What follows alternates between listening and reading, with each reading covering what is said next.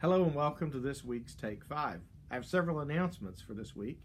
First of all, the Student Art Showcase is being held at the Seville Gallery in downtown Cumberland. It began on February the 20th. It goes through March the 3rd.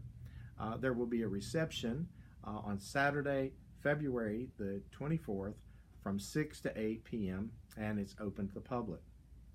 February the 26th, Mountain Ridge High School will host a parent meeting for incoming 8th graders at 6 p.m. February 27th, Fort Hill parents will be invited also for an information meeting for incoming 8th graders, and that's at 6:30 p.m. at Fort Hill High School.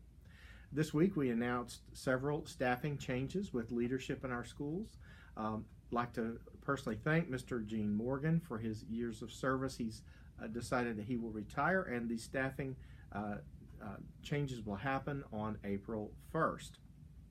The first school day, of course, is April the 3rd. So going to Mountain Ridge to serve as interim principal will be Mr. Danny Carter, who's currently principal at Braddock Middle School. And then going to Braddock as the interim principal will be Dr. Molly Stewart, who is the current principal at Westside Elementary.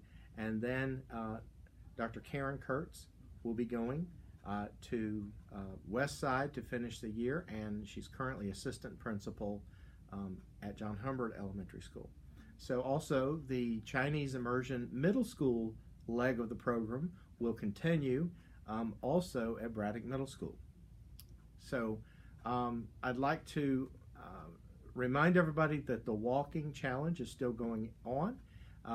And it ends on March the 5th. So please enter your steps and boost your team's participation. Healthy Bingo Challenge starts March 1st, and stay tuned for additional information. Also, I'd like to encourage everybody to please sign up for this year's biometric screening that will be held on April the 5th and the 6th. So it's best to get your registration in early. There are a limited number of spots for that. Some really terrific prizes this year. So for the first 200 people that sign up, you will automatically get a tile, the little device that helps you track your keys and luggage and all those kinds of things.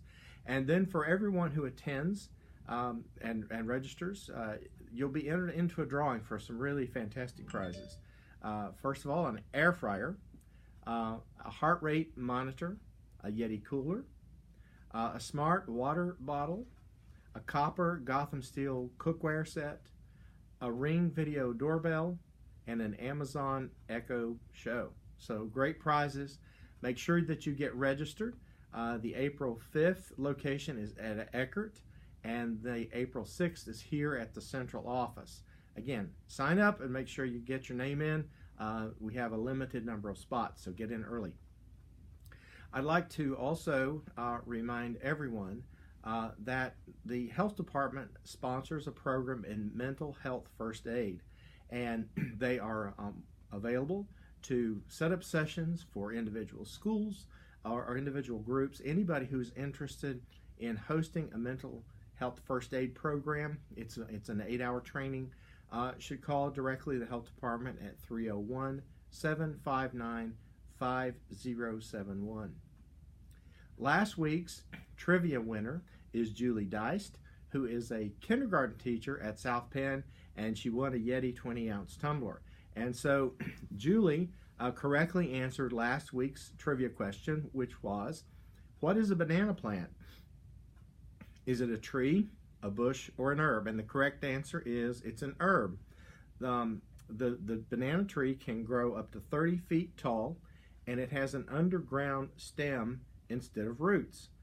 Smaller stems called suckers grow off of the main one, and after a banana plant bears fruit, the main stem dies and another sucker grows up in its place. So congratulations to Julie for correctly answering our trivia question. So we have a new trivia question this week, and it has to do with, you guessed it, golf. And so the prize for this week's trivia question is a dozen Titleist golf balls that has the ACPS logo on them. So you get a nice set of these. And golf is a really good activity that is relaxing and also gets in your steps and does a lot of great things, a lot of great health benefits for golf.